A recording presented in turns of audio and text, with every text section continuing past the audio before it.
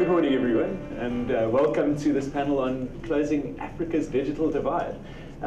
We have a very interesting panel. I'll introduce you to them now. But I'd like to say what's interesting about this panel is that there's 4 dimensions of closing the internet divide as referenced in the World Economic Forum's Internet for All project.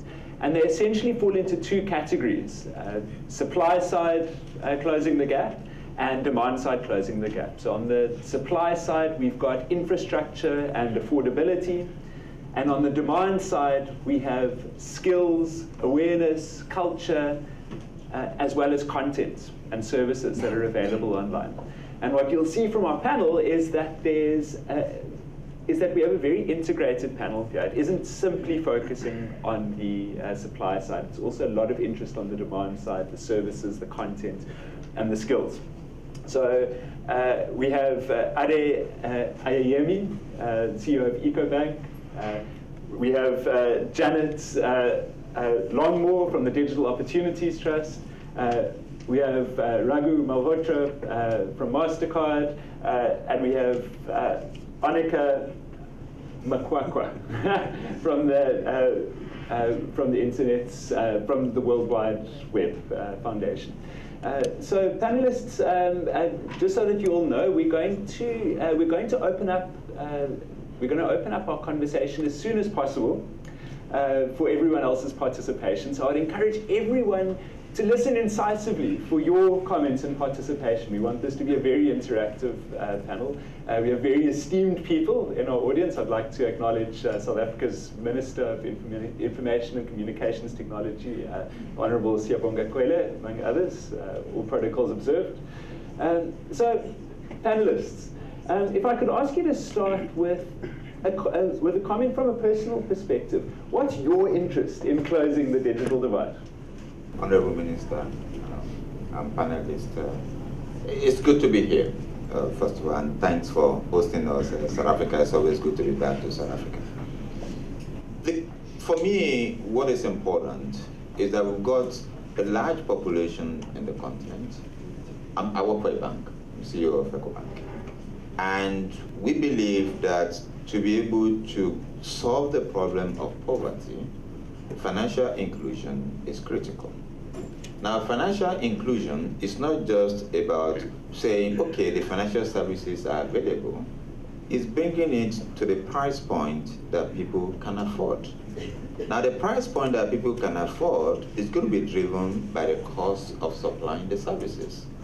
And therefore, if we can figure out how to deliver it on a digital channel, it actually becomes cheaper. On a digital channel, the cost of opening an account is less than 5% of opening the account on the physical channel. On a digital channel, the cost of transacting, the transaction cost, is substantially much lower depending on your distance to a branch. If the distance to a branch is several kilometers and you can do the transaction in your house, then it means that you can actually do those transactions much cheaper for you. And on a digital channel, it makes it easier for us to be able to scale up across our countries. On a digital channel, it is portable. People can travel from location to location, and people can actually do remittances from wherever they are to people in their countries. So for us as a bank, we believe that doing transactions digitally enable us to include more people. And when you scale that up, over time, it generates economic outcome for the people. And that for us is the best way to be able to step out of poverty. We don't want to just discuss poverty and celebrate poverty. We want to create a pathway for people to get out of that. And that's what will create not only economic growth, but economic development. I've been working with some amazing young people in sub-Saharan Africa for the past 14 years, young women and young men who are digitally tech savvy and are passionate about change in their communities. And so what I'm passionate about in terms of closing the digital divide on the continent is how it unleashes innovation and creativity, like the young women in Uganda who formed the Uber of doing laundry. using an app and creating opportunities for themselves and work for themselves because of the empowerment and education. And it can be very individual, like the young man who watched YouTube and learned how to throw the javelin and won in the Olympics, to a mother who simply wants to connect with her son or daughter because they've moved away from their village, and that connection for them. So it's the innovation, it's the creativity, it's the empowerment in the hands of the people who live challenges every day. And connection and access unleashes opportunities that we can't even think about right now. And so I believe that access to the internet is a basic human right, and that through this we will create a new system that actually works for the people. I was in a panel this morning and we were discussing financial inclusion with a digital flavor to it. So, but the question you asked was, what drives you on this topic? So I'm going to give you a company view. There are two things that drive us to that drive us to actually work very closely on this topic. One of them is a commercial reason, and another is something that we've set out as a company to do. And I want to explain why I say both of them. So the first one is we've actually set out to say we want to do well by doing good, right? And this for us is no longer words of, it's not about our CSR. It's about creating an integrated business model where you actually start to include people, populations, industries, and create the business model around it. If you see MasterCard, I said this morning, we have a stated intent of moving away from our core business and have 40% of our P&L being diversified into services. And that allows us to actually start to look at this very, very differently than what we looked at in the past. So that's really what drives us to do this. I think of inclusion on four aspects. You touched on a couple of them. First is on a policy standpoint. So it's about at the very top of the house, how do governments look at a topic like this, and what is the policy framework around it? And again, just having government do so and just say government doesn't create the framework is I think an incorrect statement, because most governments you've spoken to actually from an intent perspective and the broad policy perspective actually try and do the right thing. At that point of time, you start to look at a different partnership model that comes through. And that will only come through with a new economic model. So it goes back to what I first said. You've got to start to do well by doing good, and therefore that comes through. So it's first policy. The second one is about affordability. I think you talked about affordability.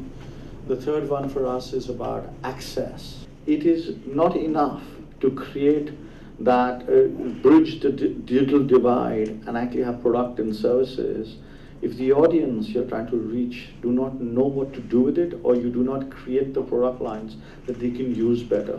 So I look at this sort of digital divide and how you can do it on those four broad sort of aspects. But the underpinning reason is you got to do this not because you're doing anyone a favor. You got to do this because it's very much needs to be part of how you actually do business and the new business model of the future. Thank you for this opportunity. You asked for a personal reason why this is important to us. And so I will start by sharing a story from a video I saw on YouTube. I don't own a television, so I spend a lot of time on YouTube. And this is a boy in Tshwane who lives in a shack. And he basically, and I won't do justice to telling you the story, but he basically spends a lot of time outside his home, as close as he can get to where there's public Wi-Fi connectivity, so he can be online as much as he can.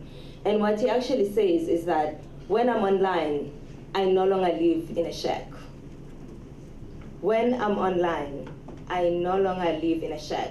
So for me personally, I come at this from a point of view that access to affordable internet is what we need in order to give people in this continent an opportunity to experience the transformative nature of the internet. We have an opportunity here to transform our lives, whether it is lifting ourselves from poverty, enhancing our education. We have that opportunity. Access to the internet is a basic human right now. So I just think that it's time for us to begin to have policies in place that begin to treat access and affordability of the internet in quite the same way that we view water access, in quite the same way that we view access to electricity. It's a basic utility, so we can't play around with it anymore. We need some real policies around competition in order to drive the prices down. We need broadband policy that has time-bound targets. It's no longer good enough to say we'll provide the internet. By when, how many people? We need that kind of commitment. But we also need public access. We're not going to do this alone from the private sector, from the civil society. We need government to engage in this issue. So it's going to require multi-stakeholder partnership, so everyone has a role to make sure that we get to this point. I hear a lot of talk about infrastructure, but can you talk about infrastructure sharing? We can no longer hear private sector telling us it's not cost effective for them to go to certain areas because there's few people in that market. Can we talk about how we change that storyline and look at community-owned ISPs to be able to deploy services to people in communities, and look at partnerships? We've just learned recently in Nigeria that the energy sector actually owns fiber. Can we have collaboration across utilities?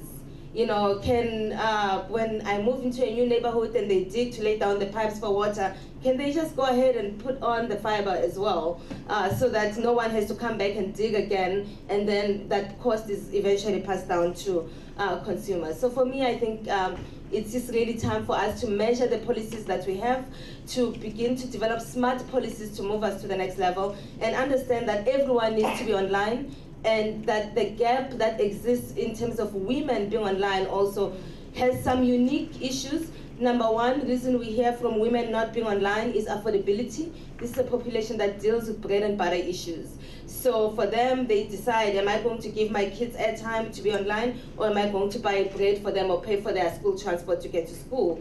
But the second reason we hear from women is that women are not safe online. They get harassed. So can we get some partnership with the security sector as well? And also just us policing ourselves to talk about why it's important to have women in these conversations, but also why it's important to create an enabling environment for women to thrive and win online as well. Coming back to you, we've heard how internet is a fundamental right, how there's initiatives to help equip people to be smarter, there's engagements on policy.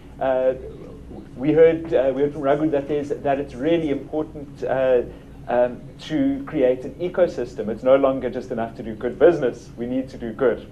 So looking at the opportunity that you and other banks have to get customers online, what can you do to not just respond to the change that we're seeing in bridging the digital gap, but how can banks lead and drive closing of the digital gap?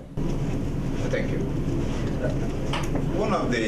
It has to be part of the business model. It doesn't have to be, as my co-panelist from Mastercard said. So what is our business? Our business is banking. We want to open an account for people. We want to open the account and make it free, but it cannot be free if it cannot be cheap. So we went to 33 governments across Africa, and we said, okay, if you allow us to open an account digitally without people visiting our branch network, we commit to provide services. We commit to provide services at the base of the economy free. And 25 countries across the continent has given us authorization to open accounts digitally. And we've now started working that process through. Because we've also gone to the governments and said, well, for you to be able to serve, you have to provide the reason why people actually use the phone. So government services to the people, paying taxes, being able to pay charges within the community, you can use a mobile phone to do that. As the government starts creating those use cases, then it becomes easier and easier for people to want to do it. So banks can bring down the costs, people can get engaged, it becomes part of our business model. That's the way we're trying to drive it. Then the next thing is, okay, if you have money on the phone and the only thing you can do with it is to make transfer to your friends, it's not enough. You need to be able to make purchases. Now, not purchases only at the large supermarket and shopping mall, but purchases at the corner shop. And I'm proud that we partner with other people like MasterCard, MasterPass, and Visa, that you can actually use a QR code to make purchases.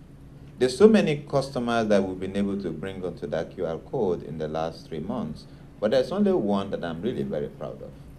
And that customer is in Accra, Ghana, that sells fruits in front of our branch there, and under a tree, there is no light under that tree, but you can actually go there and make a purchase. And that, we have to take the technology to that level in the society and make it scalable for us, for people to have the need to be online. And we then need to work with governments that if we are investing in digital, then let us start scaling down on physical. Because if we are investing in digital and investing in physical, then it means that the financial system will not be able to make things affordable. So then we therefore need to shrink branches, but expand on digital opportunity. So that for us, and we can then do it in a way that is cheap, in a way that is affordable, in a way that is scalable, and is ubiquitous across the countries. If you take a very small taxi, not a big one, across probably in Lagos or somewhere in Cotonou, those taxi drivers can actually get paid electronically. That changes the nature of their life, because over time, then they have digital information that they can then take to the bank that form the basis of being able to get small loan. Because part of the reason why, we say, okay, banks, you don't lend money to people, but I can't lend money to somebody I don't know and somebody that doesn't have track record. And that track record can get established by people being able to transact digitally. And therefore, the day the person doesn't have any transaction, then I know there's a problem. So I know about the credit very quickly than finding out 3 months after. The next day, I actually know, because there's no transaction on the account. That makes it easier for banks to lend and for banks to monitor. Thank you. Ade, you've presented a vision of huge scale inclusiveness for the digital economy. Literally people sitting under trees, people that are invisible in terms of their financial footprint being included. And I'm glad to hear that there's also a space for the free and the subsidized in that context. But Janet, it's not subsidized. It is society allowing us to use social infrastructure.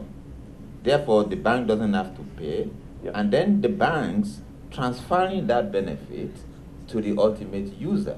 Yes. So, because once we say subsidy, then one is missing the point. Is the society allowing us to leverage on the investment that government has made to reduce the cost of banks delivering the service, and the banks transferring that benefit to the larger society? Janet, I'm going to come back to you, because on that point, I think this brings us into what Raghu was saying actually quite neatly, because what you were saying is that there is a role to go beyond just the immediately profitable. There is a point in investing before the market is necessarily there. Could you speak a little bit about that?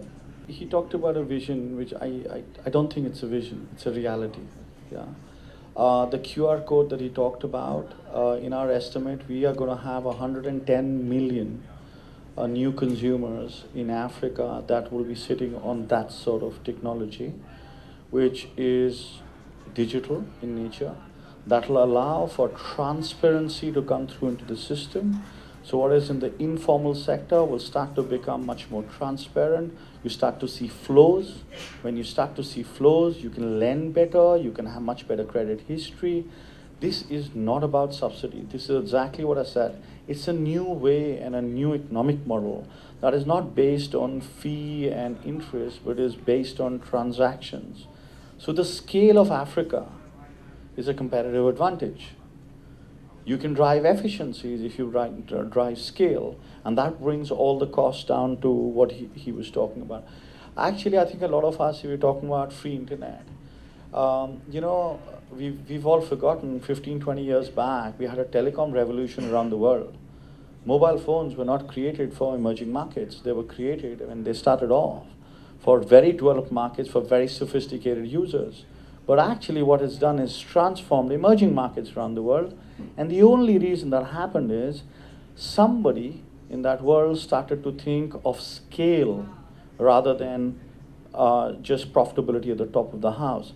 I don't believe that the internet will become free because people will have commercial interests. But if you start to think scale of 3 billion people need to get access, at that point of time, the efficiency you'll drive across the world will drive that cost down to be absolutely affordable. If they can afford to buy a mobile handset, trust me, they can pay a much smaller amount for access to the internet because that's a variable cost. There's no hardware there, right? So that's how we think of how the world will go forward, and that's how partnerships like we have with them. He said 25 countries, I just want to add 7 more, it's now 32. So that's how you actually can start to think scale. If we had thought one country at a time with 10 million people, the economics look very different. The moment they said 25, we said 32, at that point of time, everything changes. So that's the way we've looked at this and how partnerships get developed on shared infrastructure. Building on these points that it's not necessarily free, but the scale creates an efficiency that moves towards access. That still isn't the whole picture, because we realize that there's people that had access formerly that have learned to distrust the internet and remove themselves from the internet. So there's clearly a cultural component also. Janet, could you talk a little bit about that?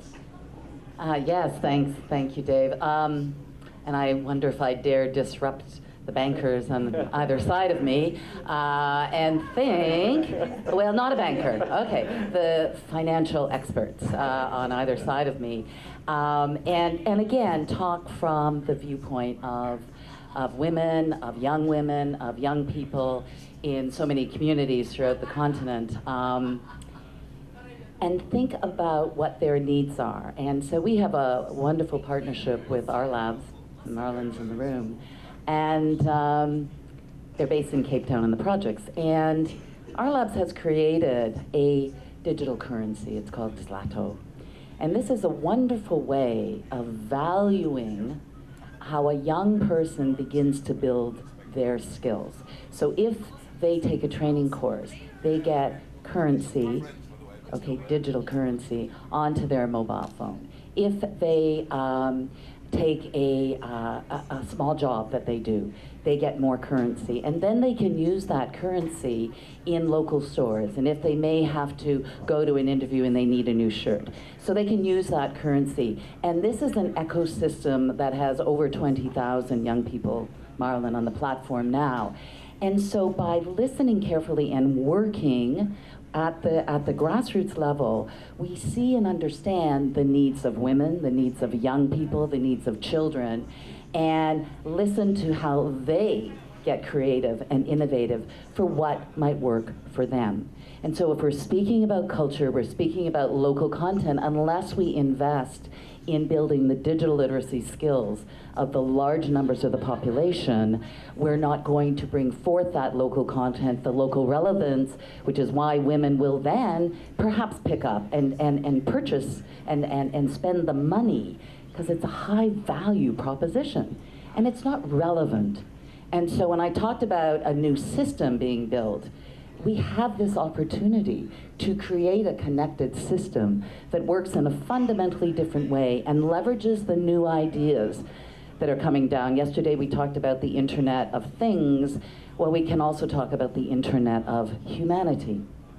And again, putting people and their needs at the front and center, and then in due course, others will benefit, but it is really looking at that, and that's where the large numbers.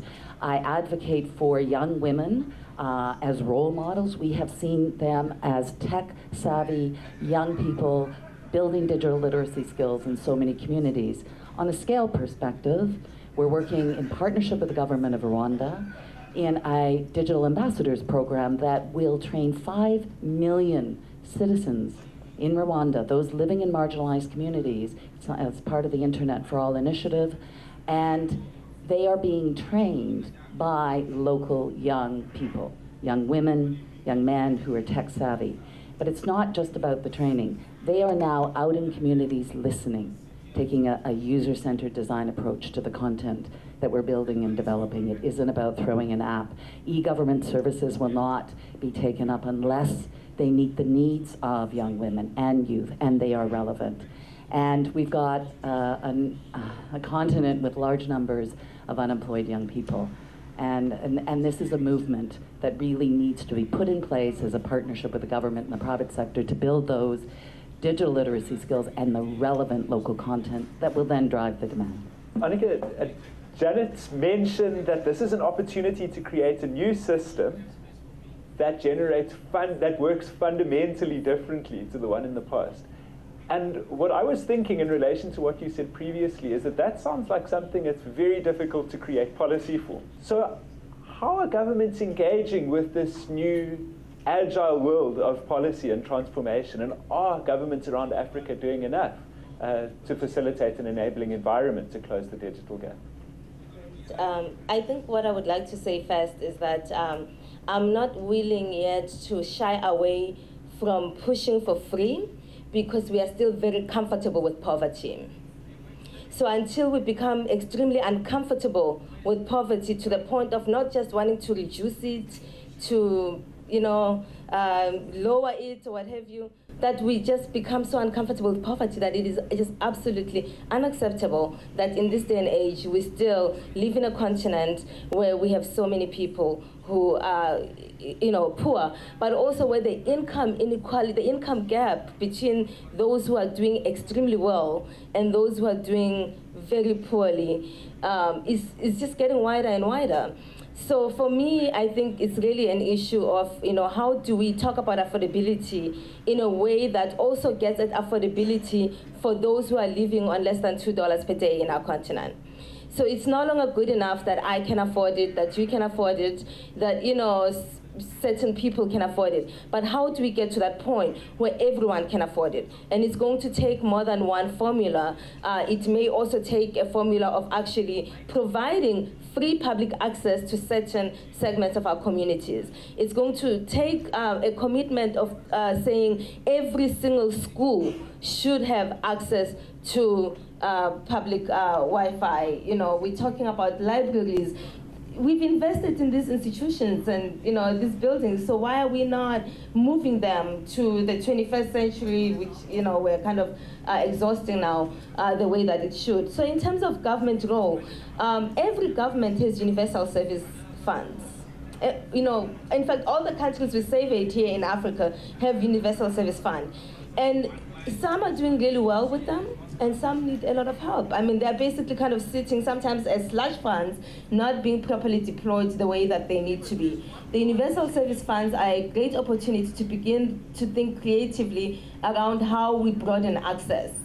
Public Wi-Fi, public access could be supported from universal service funds, and we've seen some very, creative ways in which different countries are deploying those. Subsidizing infrastructure deployment in rural areas where we are told it's not financially viable is also another way of deploying those. But also funding some of the demand side issues around digital literacy, for example, are really important. I was listening to the news earlier here in South Africa about Gauteng region asking parents to register for their children's school online. So there are parents who, for them the challenge is not just going to be access to the internet, it's going to be access to a device as well, but it's also going to be the skills, the actual digital skills. It's easy, nobody has to teach you how to stand in a queue. You just go and you stand in a queue, you find people standing. In fact, all of us do it. We find people queuing and we queue. We don't even ask if we're in the right queue, wrong queue. It's just human nature. We find people in a queue, we join them. can we please get to the point where we just accept and understand that the same way that we all learned how to write A-E-I-O-U, that we now need to have basic digital skills, and the expectation that people are going to be able to afford access to the internet, and that if need be, governments can subsidize devices. With the universal service funds, that's possible. But also, hey, we are overtaxing the sector. Can we roll back all those import tax, communication service tax? In Nigeria, there's 26 unique taxes on the ICT sector. How are you going to, increase adoption when you are overtaxing the sector? And I understand that governments have to balance issues around, diminishing revenues, whether it be from mining, oil, or what have you, and that this is now seen as a growth sector. But, overtaxing it will actually kill that growth. And I think it's really important for us to look at all of those balances. But let's just really think about poor people, and I would recommend that an average of 1 gig per month per person at no more than 2% of average monthly income is the target that we need to be setting. And at this point, out of 27 countries in Africa, only 5 of them meet this target.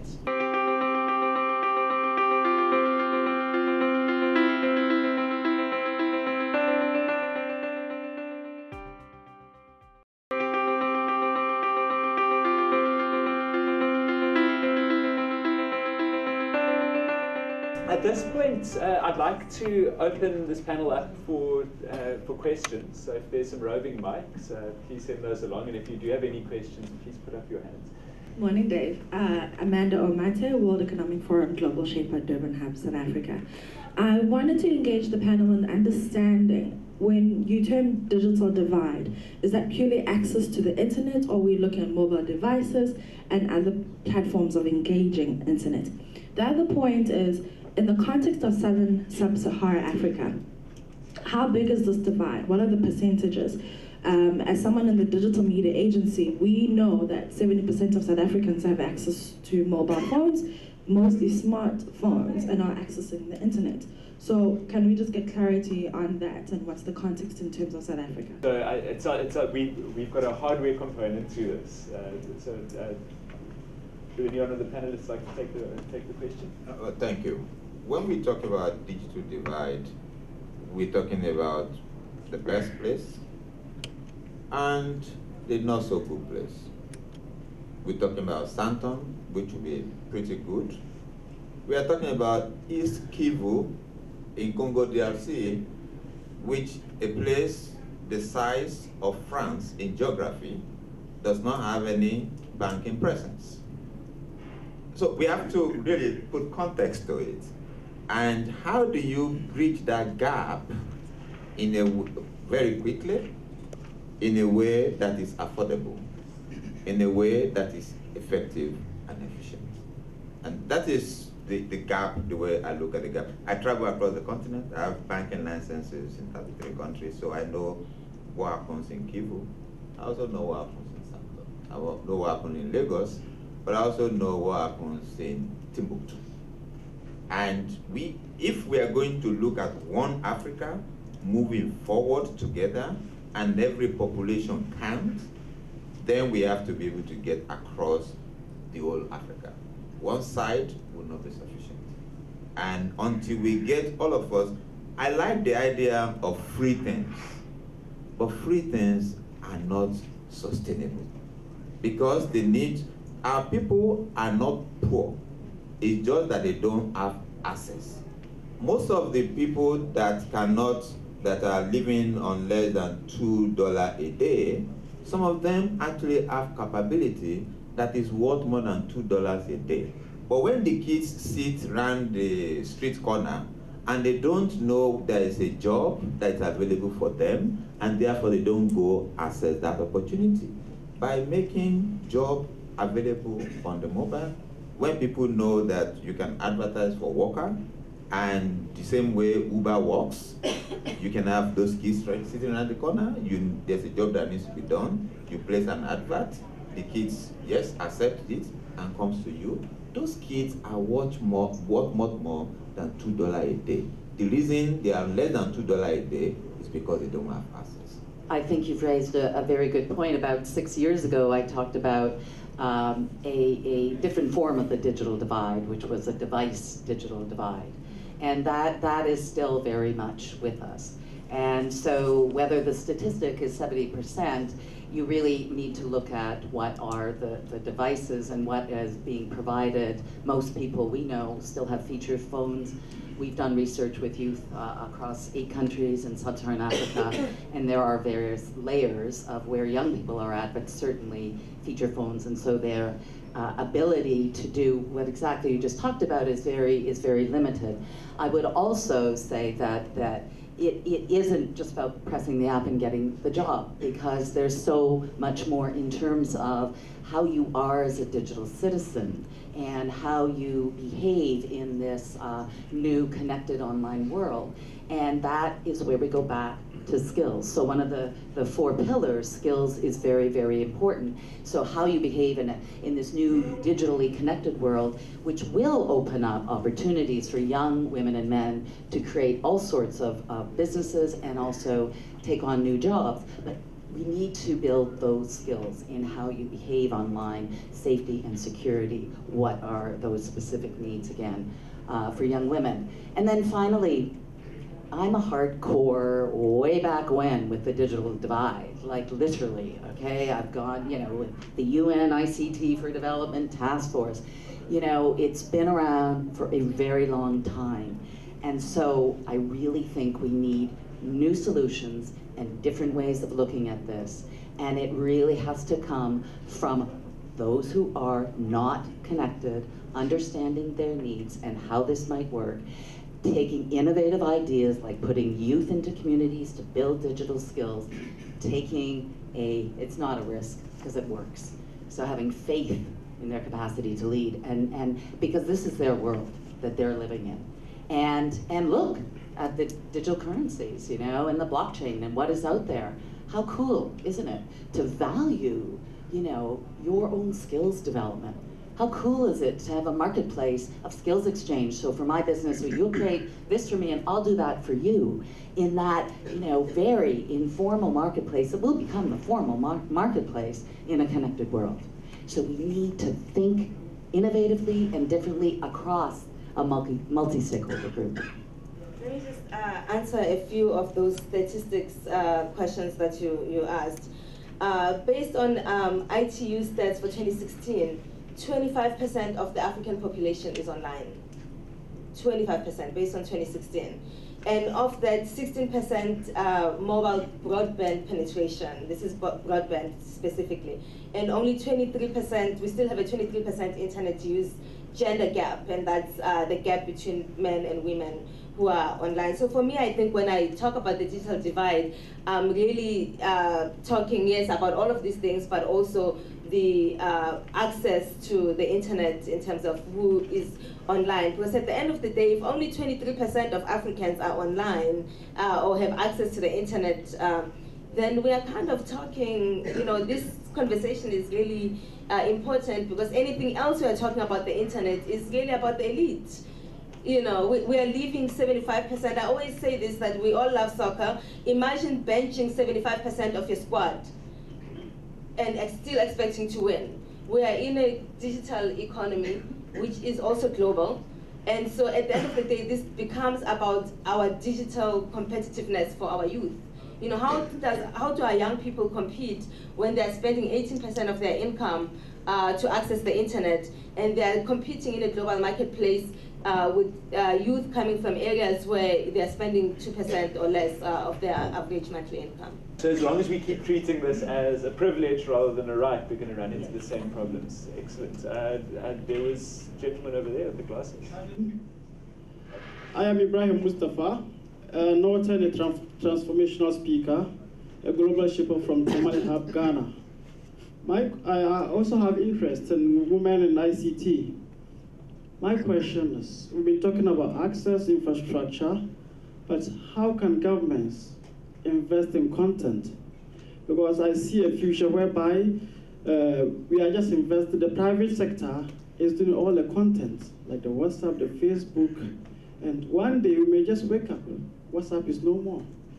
So how can governments invest in content so that they will know that this is my area, this is my country, and the citizens need this.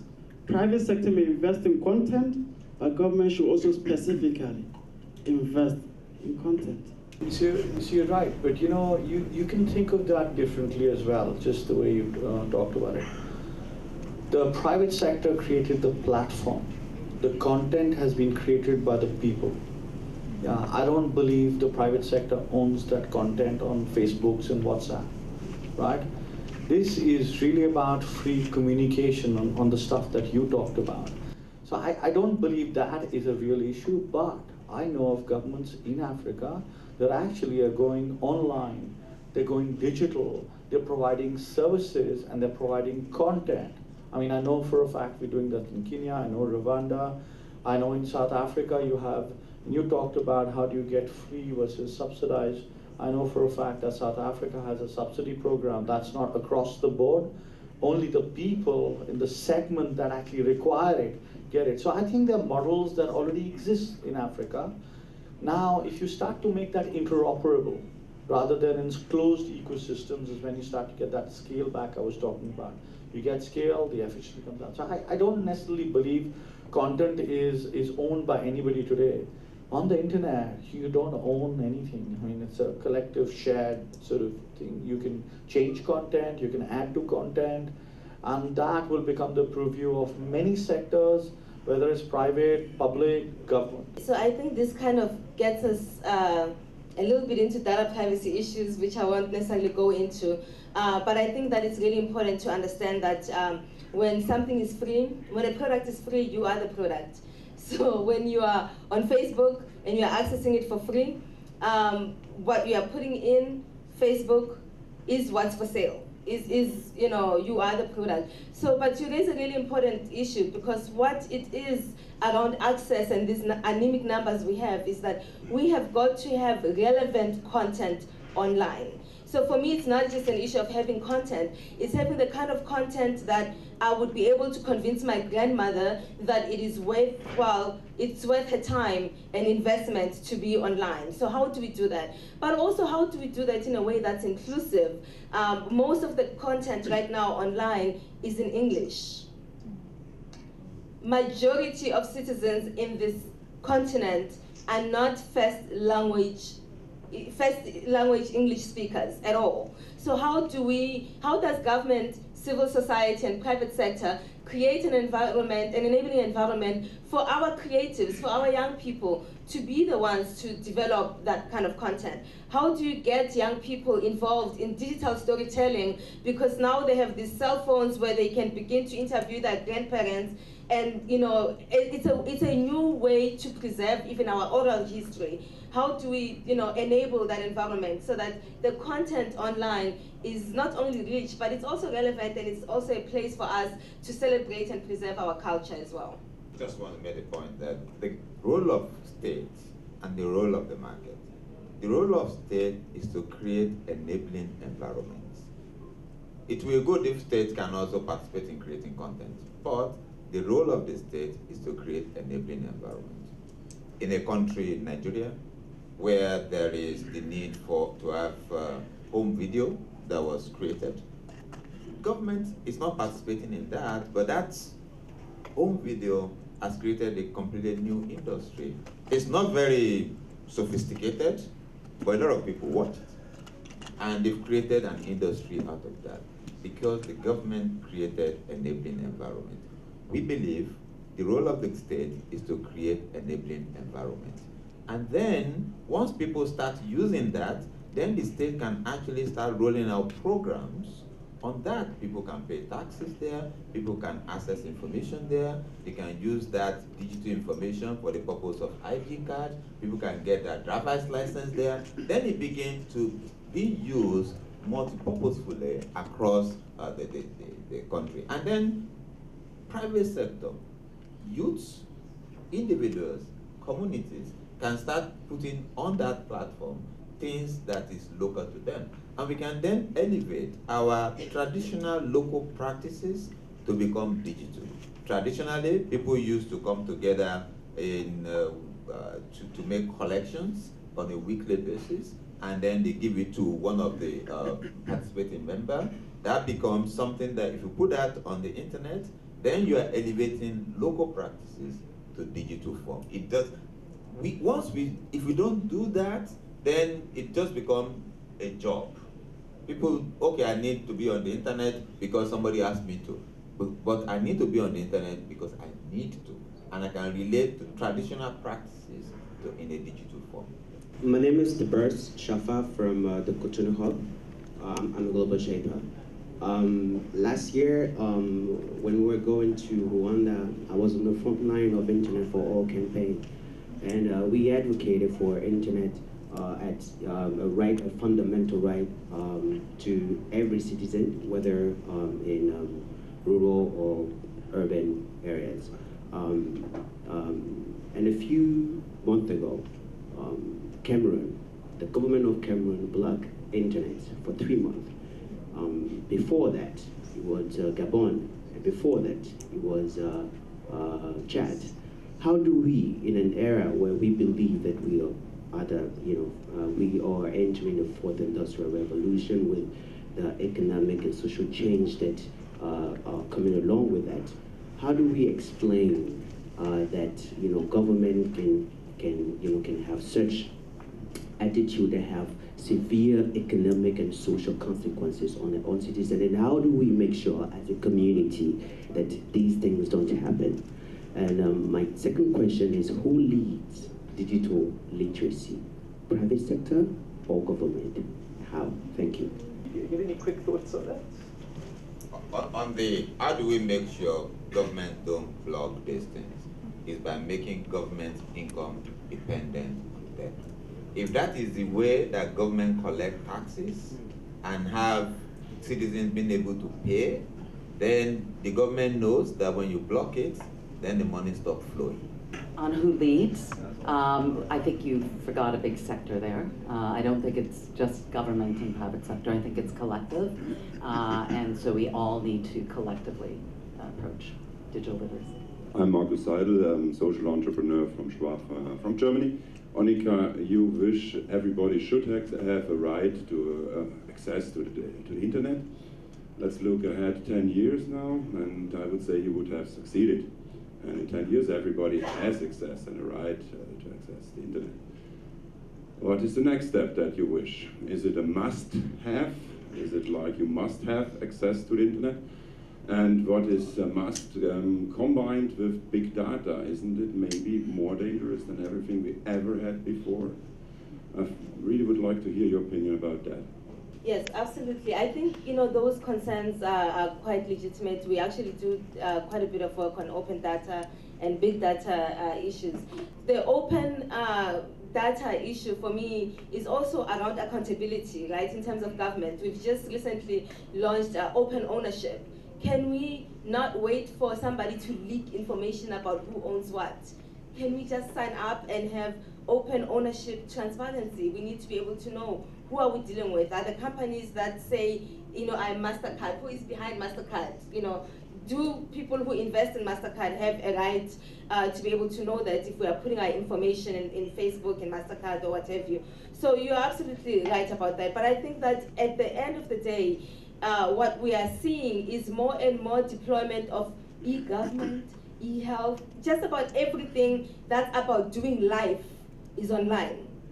And so for me, it's just no longer an option. If we are going to move all of these services to online, if the Constitution says that a child under the age of 12 must be enrolled in school, and the school district says school registration happens online, then in order for that child to access their right to education, their parent must first have access to their right to the internet. So I don't think it's an option anymore. I think I earlier said it's just like our access to water and our access to electricity. So in 10 years, I think we will take it for granted the same way we take water for granted, but hopefully not neglect it the same way we've neglected preservation of water. I'm going to ask us to wrap up with a closing statement and a thought. And in the interest of closing divide, Minister, if you don't mind, you've listened. I'm going to ask you the same question. What is one thing that we should take out of this? We need to get to the point where the digital element remains the cheapest means of getting services delivered to people. And that way it can become inclusive. If it solves problems, people will use it. Young people and even younger people will build that new system that I've been talking about. So the importance of putting youth and young women and children at the center of what we are thinking of, how we're designing, is critically important. And I would secondly change the narrative from the Internet of Things, and this is a quote from King Abdullah in Jordan, to the Internet of Humanity. And if we change our mindset around that, very great things will happen that will be good for the economy and for the people. There are 4 things that are important: policy, regulation, and a partnership, access, affordability, and education. There is no doubt that the digital side brings a new world on our doorstep. Cybersecurity becomes very important. Privacy becomes super important. And it's back to what I said. You've got to think of this world differently. If you start to shun away all the new things that are coming, I don't think we would have made the transition from a barter system to trading, to cash, and now to a digital side. We would have not made the change from horses to cars. We would have not made the change from having no phone to a mobile device. I think more importantly, it is to say in that new world where everybody has access, what are the new frameworks we need to design? And that no one individual will do. Most likely it'll be back to a very cliched term. It'll be about the public, the public sector, private sector, and the government creating a framework that allows us to work towards a more digital future. Thank you. It's been quite a vibrant discussions, but to me what is quite clear is that we need multi-stakeholder cooperation in driving the infrastructure in Africa. In Africa now, there are no more wars. In most of the country, there's more stability, and most of the government are really working to work with the private sector, with the civil society, to push for this infrastructure so that all people can access it. I think it's also important to say we didn't end up in this bad situation of poverty, inequality, and underdevelopment because we're just lazy. It was by design. It was designed either through colonial oppression or apartheid in South Africa. So if we have to change and have an inclusive approach, we must also by design. We must take everybody on board. The issue of whether you call it public Wi-Fi or public internet or free internet, yes, it's not really free. The public is paying through our taxes. But in South Africa, we've taken a point of working with municipalities, giving them some grants, because we know the apartheid was a bad design. It really excluded the majority of people and pushed them to extreme poverty. And what we have seen, as my sister was speaking, Tshwane municipality has been leading over years in rolling out this. But what has happened, it's just not because it's free, it's abused, because people always create abuse. The people who are using that free Wi-Fi in Tshwane now, Johannesburg, Cape Town, Port Elizabeth, Durban is digitizing their libraries and people have got access to internet there. So what is happening in all these municipalities is that because we do studies, what are the people using this internet for? Over 86% of them, they use it for educational access to educational content and looking for jobs. So those are good public things which people use. So there is no abuse in the system. But yes, we as taxpayers are paying for it. It's not really free. But what has happened, it opens up new business opportunities for young entrepreneurs. People are running internet over that Wi-Fi system. They're running radios, they're running other businesses, the new entrepreneurs. So it's opening up a lot of opportunities for young people in those remote areas. So in conclusion, I think the issue of closing the digital divide and becoming inclusive, and making sure being inclusive is not stealing from those who have now. Being inclusive is giving opportunities to those who don't have opportunities now. Being inclusive is opening up new wealth coming into the economy. So those are the things, and because we're here in the, I'm always reminding them the words of Comrade Nelson Mandela, our former president, who warned us here in South Africa that the issue of divide is so critical. If we think the apartheid system in South Africa was worse, but he warned us if we allow digital divide, the impact will even be worse than an apartheid divide. So we have to keep doing every effort to close this digital gap, this digital divide in our continent. But of course, as government, we've got responsibility. We've got the responsibility to give regulation, to give new legislation, which is flexible enough to move with times. We need our regulators to be flexible enough with their regulations to move with times, because things are changing very well. But we need business which can take a risk, because there's money to be made in Africa. There's money to be made in all our countries in Africa. So there's a huge potential for growth. So in those, I just advocating for this multi-stakeholder approach. Let's cooperate, but business must lead in terms of creating new wealth, in terms of pushing the infrastructure to reach everybody. Thank you very much. Thank you very much.